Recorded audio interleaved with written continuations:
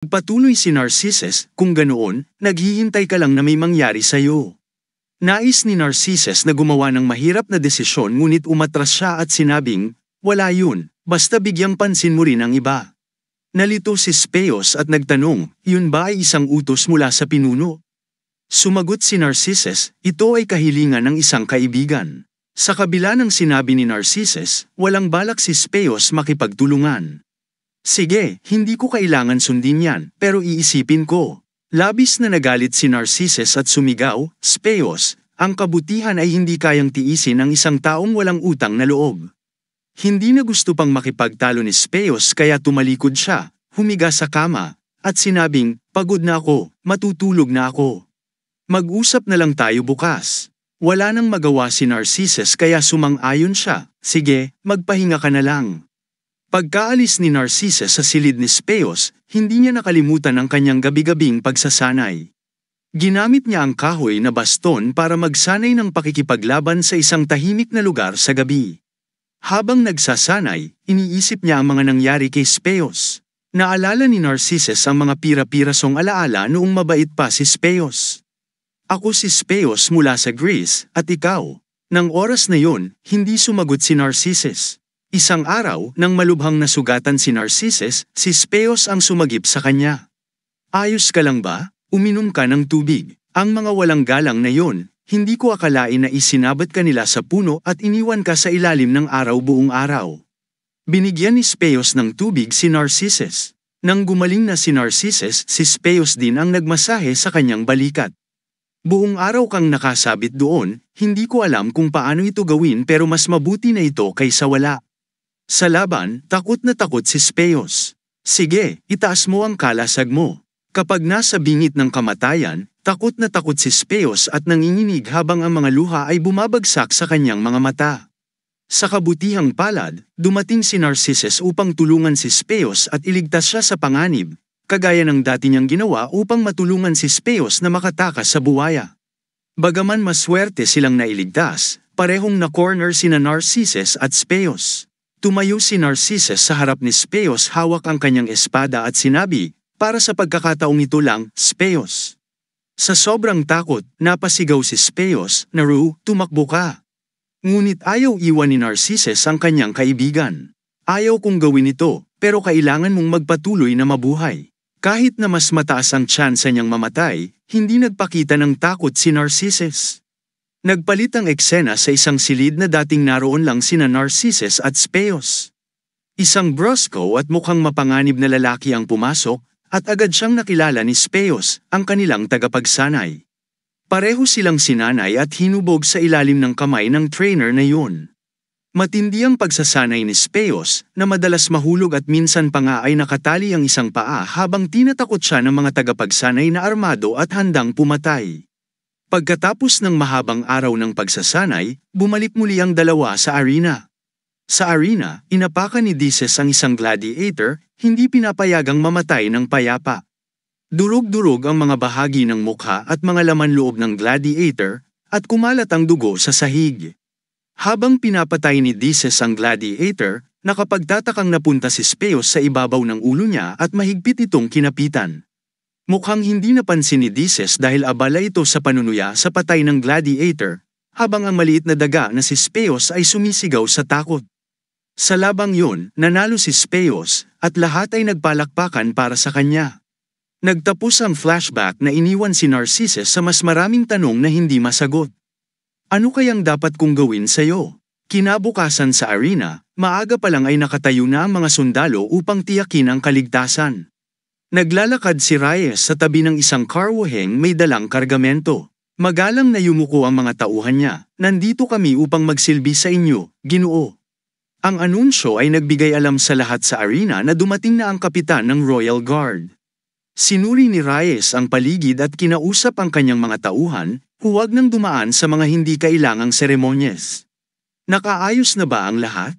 Sumagot ang tauhan sa tabi niya, Oo, Ginoo. Tumingin si Reyes sa hawla ng may kasiyahan at pinuri, mukhang maayos ito sa labas. Kumusta naman ang pagkain? Yumuko muli ang tauhan at nagkumpiyansa, ginutom sila ng 2 araw at kaunting tubig lang ang ibinigay. Pero kahapon, pinakain sila ng maayos. Sinabi ni Reyes, kahapon, hindi nasiyahan ang emperador. Nagpatuloy si Reyes papasok sa lugar kung saan nakatago ang mga mababangis na hayop at sinabi, dapat handa ang lahat kung gusto mong mabuhay. Kaya narito ako para sa huling pagsisiyasat ng maaga.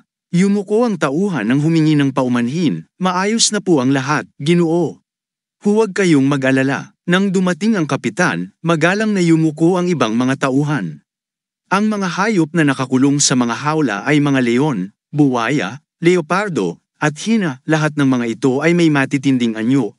Nakababa ang mga pangil na nagbabanta sa mga tao, at ang kanilang mga mata na kulay dugo ay nagpalakas ng kanilang nakakatakot na anyo.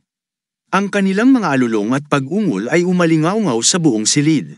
Sinuri sila ni Reyes dahil lagi silang handang pumatay. Yumuko muli ang tauhan ng may labis na respeto at tumugon, maayos na po ang lahat, Ginoo. Huwag kayong mag-alala. Pagkatapos, nagpatuloy sila ni Reyes papasok ng mas malalim upang mas mapagmasdan ang mga mababangis na hayop. Dahil laging handa ang mga hayop na pumatay, lumapit si Ross sa bakal na hawla na may mga mababangis na hayop, mga leon, tigre, leopardo, at pati na rin isang rhinoceros. Sinabi niya, ngayong nakikita ko sila ng malapitan, mas kampante ako. Pero hindi ba sila natural na mag-aaway sa isa't isa? Nagmasid si Ross at ang kanyang tauhan, at tinanong niya, naisip mo na ba ito? Agad sumagot ang tauhan, oo, pinaghandaan ko na rin ito. Yumuko ito ng may paggalang at masiglang tiniyak kay Ross, hindi niyo kailangang mag-alala, Ginoo, dahil kumuha kami ng bihasang tagapagsanay ng mga ganitong uri ng hayop. Habang tinititigan ni Ross ang mga hayop ng may pagkamangha, nagtanong siya, ang pagpapakawala ng ganito karaming hayop sa arena ay hindi bago, pero sa ganitong kalaking labanan. Biglang huminto sa pag-iisip si Ross, ngunit muling nagsalita matapos maalala ang isang bagay. Oo nga pala. Matapos magsalita, tiningnan niya ang kanyang tauhan ng may bahagyang pagdududa at tinanong, at kumusta naman ang dakilang hari? Hindi natakot ang tauhan sa tanong na ito. Sa halip, kalmado itong sumagot, nakaayos ang hiwalay na lugar para sa kanya, may espesyal na pangangalaga. Nagbago ang ekspresyon ng tauhan, naging mas matalim ang tingin at sinabi, kung ang iba pang hayop ay kasama ang hari, siguradong matatakot sila hanggang sa mamatay. Siguradong tatakbo o mababahala ang mga gladiator kapag nakita nila ang hari. Nasiyahan si Ross sa narinig, iniisip na magiging matindi nga ang susunod na labanan. Iniutos niya sa tauhan, panatilihin silang galit na galit hanggang ngayon. Tumango ang tauhan at muling nagpasalamat kay Ross sa papuri nito, at tinugon ng may kagalakan ang sinabi ni Ross, mahusay kang mag-isip tungkol dito. Dagdag pa ni Ross, kung magiging matagumpay ang labanan ngayon, gagantimpalaan kita. Sa narinig na gantimpala, labis na natuwa ang tauhan at muling yumuko, saka masiglang isinama si Ross palabas. Sumakay si Ross sa karawahe kasama ang mga tauhan at nagpatuloy sila sa kalsada, sumanib sa abalang paligid ng bayan. Samantala, sa arena, nagsama-sama ang mga kawal na nakikipag-usap at nagbibiro sa isa't isa. Biglang pumasok si Abydos at nagsalita, dahilan upang huminto ang lahat ng usapan. Tumutok ang pansin ng mga kawal kay Abydos, isang lalaking may malaking peklat sa kanyang mata, na matigas na tumayo at nagbigay ng pahayag. Makikita nyo, ang ikalawang yugto ay isang labanan ng depensa, habang nagsasalita, itinuro niya ang burol sa arena at sinabi sa mga kawal, magkakampo kayo sa burol na yun at kailangan yung pigilan ng maraming kalaban na sumulong sa loob ng tiyak na oras para manalo. Si Beres, na nakikinig, ay nagulat at nalito, hindi alam ang posibleng mangyari. Sinabi niya, mukhang pinalalalim talaga nila ang laban. Sanay lang kami sa one-on-one na duelo. Nagpatuloy si Abydos sa pag-analisa ng sitwasyon patungkol sa mga kalaban at supply, tila may plano na siya sa isip para sa labanan. Kung makontrol natin ang burol na yon, maaari nating mapigilan ang karamihan sa kanila. Ang problema nga lang ay ang supply. Tumingin siya sa tambak ng mga sandata sa lupa at patuloy na kinausap ang kanyang mga kasama. Bagamat may mga sandata sa burol, tinatayang nasa 2,000 ang kalaban, hindi sapat ang ganitong dami ng sandata. Naalala ni Abydos na mabilis mauubos ang mga palaso, kaya hindi siya nagdalawang isip na ibahagi ang kanyang haka-haka na mabilis itong mauubos. Sumang-ayon agad si Dices sa opinyon ng coach at nagtanong, kailangan pa rin bang magrelaya sa malapitan? Maingat na pinag-isipan ni Abydos ang lahat. Alam niyang magiging mabagsik ang labanan, kaya pagkatapos marinig si Dices, agad siyang tumugon, mangyayari yan, pero personal kong iniisip na hindi dapat mag-focus sa malapitang laban. Itinuro niya ang mga bodega sa hilaga at timog ng arena at sinabing, nakikita niyo ba ang dalawang warehouse? Tiyak kong doon nakalagay ang mga supply. Nabahala si Shua sa narinig, kaya ipinaabot niya ang kanyang opinyon, palagay ko magiging base ng mga kalaban yun kapag nagsimula na ang labanan. Naunawaan ni Abydos ang kanyang alalahanin at tiniyak na handa ang lahat. Kaya mahalaga ang concentrated firepower kapag may tumungo sa mga supply, kailangan suportahan siya ng iba, paliwanag ni Abydos. Kakailanganin natin ng maraming palaso. Tahimik na nakinig ang lahat sa plano ni Abydos.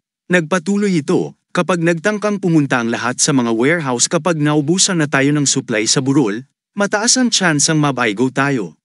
Biglang nagsalita si Dices, pero ngunit agad siyang pinutol ni Abydos at sinimulang magtalaga ng posisyon. Narcissus at Dices, kayong dalawa ang dadala ng mga espada at pupunta sa warehouse. Kunin ninyo ang pinakamaraming palaso na makakaya ninyo, bilin ni Abydos. Tiningnan niya ang bawat isa nang may matibay na pagpapasya at sinabing, kung swertihin kayo, makakabalik kayo nang hindi nalalaman ng mga kalaban. Pagkatapos, tinawag ni Abydos si Urias. Urias, tawag niya, handang sumagot si Urias ng may katatagan. Alam ni Abydos na malubha ang natamo ni Urias na pinsala sa binti, kaya't mas magaan na gawain lamang ang ibinigay niya rito. Hindi ka makagalaw ng mabilis, kaya umakyat ka sa watchtower. Ikaw ang magiging responsable sa depensa at pagpapadala ng utos sa buong grupo, dagdag ni Abydos. Sa kabila ng bahagyang pagkadismaya, tinanggap ni Urias ang utos. Mukhang magiging signal horn na naman ako, naisip niya, pero ayos lang, ito na lang naman ang kaya kong gawin sa ngayon. Matapos bigyan ng mga utos si Urias, ibinaling ni Abydos ang atensyon sa ibang mga kasama. Sanay kayong lahat sa mga espada at sibat, pero palagay ko hindi kayo bihasa sa pana, tama? Ngayon, huwag niyo nang sayangin ang oras sa maingat na pagtutok, basta magpapana kayo ng mabilis. Ang mahalaga ay makapagpadala tayo ng maraming palaso sa kalaban, paliwanag niya. Sigurado akong sisilakay sila ng maramihan, at may mga masasaktan sa atin. Tahimik na nakikinig si Narcissus na nakabalot ang kanyang mukha ng kapa habang pinag-iisipan ang mga bilin ni Abydos. Nakikita ni Abydos ang bawat sitwasyon ng malinaw at nagbibigay siya ng mga tiyak na tagubilin sa lahat, tunay siyang bihasang mandirigma. Pagkatapos, tinawag niya si Shua na agad sumagot ng may matatag na ekspresyon. Ipagkakatiwala ko sa iyo ang pinakamahalagang misyon, sabi ni Abydos. Bahagyang naguluhan si Shua sa mga salitang yon. Ngunit ipinaliwanag ni Abydos na siya ang magdadala ng pinakaimportanteng tungkulin. Inutusan niya si Shua na patuloy na salakayin ang base ng kalaban tuwing may pagkakataon, wasakin ang kanilang pormasayon, hanapin ang commander na nagtatago, at kung maaari, sirain ang kanilang sistema. Pagkarinig nito, yumuko si Shua at sumagot ng naiintindihan ko. Si Narcissus, na naroroon, ay nagtanong, si Shua ba ay pupunta ng mag-isa? Mabilis na sinagot ni Abydos, oo, mag-isa siya. Dahil alam ni Narcissus ang hirap ng misyon, nag-alok siyang samahan si Shua upang makatulong. Sasama ako sa kanya, pakiusap ni Narcissus. Ngunit tumanggi si Abydos at ipinaliwanag ang dahilan, hindi ko pinagdududahan ang kakayahan mo, ngunit kaya mo bang pumatay? Itinalaga niya ang posisyon ni Narcissus sa burol at inutusan siyang tumakbo sa warehouse kasama si Dices kapag sumugod na ang mga kasamahan. Napilitang tanggapin ito ni Narcissus, naiintindihan ko. Lumapit si Shua kay Narcissus upang magbigay ng kasiguruhan, huwag kang mag-alala, magiging maayos ako. Tumango si Narcissus at nagsabi, naniniwala ako sa iyo. Pagkatapos ng mga pagtatalaga, natakot si Abydos na maaaring hindi lahat ay mangyayari ayon sa plano, kaya't nagbigay siya ng dagdag na mga tagubilin, partikular kay Shua. Ang pangunahing prioridad ko ay si Narcissus at si Haring Leonidas. Kapag narating na ni Narcissus ang warehouse, ikaw ang magdedesisyon kung magpapatuloy o aatras. Nang may magtanong tungkol sa mga bag sa burol, inamin ni Abydos na mahirap hulaan ang kanilang nilalaman. Buksan niyo ang mas maraming kaya niyo kapag nasa field na kayo, sabi niya, at ipinagpatuloy ang paliwanag tungkol sa mga bag. Buksan niyo ang mga ito at hayaan ang commander na magdesisyon. Biglang may boses na narinig mula sa labas ng tarangkahan. Handa na ang mga puwersang Griego, isuot ang inyong mga baluti at pumasok sa labanan. Si Urias ay huminga ng malalim upang kalmeyin ang sarili, tumingin sa kanyang sigarilyo. At saka nagpa siya, sige, pasok tayo sa arena. Sumigaw si Abydos ng buong lakas, walang mamamatay. Lahat ay kailangang bumalik sa akin. Nakatayo ang mga kawal, handang pumasok sa isang laban na magtatakda ng kanilang kapalaran. Sabay-sabay na sumagot ang mga kawal kay Abydos, oo. Sa mga stands, puno ng mga manunood ang lugar, nagsisigawan at nagbibigay ng suporta para sa papalapit na labanan sa arena. Nang matapos maghanda ang mga kawal at masuot ang kanilang mga baluti, unti-unti silang pumasok sa arena. Si Speos ay pumasok na may mapagmataas na tingin habang iniisip, may dala akong pana, ngunit siguradong si Shua lang ang papasok sa base ng kalaban. Mula sa taas, tinitingnan ni Reus ang mga kawal nang may paghamak at naiinis. Aba, parang napakadali ng lahat, naisip niya. Sa pagkakataong yun, ipinaliwanag ng tagapamahala ng arena ang mga kondisyon ng tagumpay, ipapakita namin ang kondisyon para manalo kapag may natatanging sitwasyon na naganap.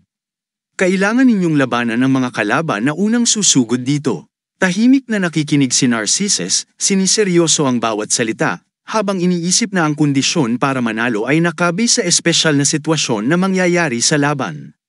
Naaalala rin niya ang kanyang misyon na buksan ang pinakamaraming bag na kaya niya. Samantala, abala ang mga kawal sa paghahalughog ng mga bag, umaasang may makikitang kapaki-pakinabang. Ngunit nang buksan ang mga bag, narinig ang isang kawal na nagsabing, isang patay na tupa. Sumunod naman ay, isang baboy. Patuloy na nagrereklamo ang mga kawal, tila dismayado sa mga nahanap. Si Dices, nang makita ang mga patay na hayop na may dugo pa at hindi pa nalilinis, ay nadismaya at naisip, pinapakain ba tayo nito habang nagugutom? Samantala, si Narcissus ay nakaramdam ng kakaibang kaba nang masulyapan ang mga pulang matang nagliliwanag mula sa mga kulungan sa arena. Sa isip niya, naisip niya ang tunay na dahilan kung bakit naroon ang mga patay na hayop para maging pagkain ng mga mababangis na hayop sa mga kulungan. Si Lucius Antonines, na nakaupo sa stands at pinapanood ang eksena, ay nagtanong kay Reus, ang mga mandirigmang immortal ba na sinabi mo dati ay kasali sa laban ngayon? Mabilis na sumagot si Reus, hindi, inyong kamahalan. Wala ring kasali mula sa mga sundalong Persyano, ngunit marami pa rin kayong magugustuhan sa laban na ito. Isang nakakalokong ngiti ang sumili sa mukha ni Lucius Antonines, tila nasasabik sa mga mangyayari. Sa sandaling yun, iniangat ang mga pintuan sa ilalim ng arena, na mas lalong ikinatuwa ng mga manunood. Kasabay ng malakas na sigawan, isang nakakatakot na aura ang nagmumula sa likod ng mga pinto. Mula sa dilim, lumabas ang mababangis na mga lobo, nakatali at hinihila ng kanilang mga tagapag-alaga. Malalakas ang mga lobo, pinipilit lumapit sa mga kawal, na nagdudulot ng matinding sigawan at excitement sa mga manunood habang nakikita ang mga kawal na kailangang makipaglaban sa mga mababangis na hayop.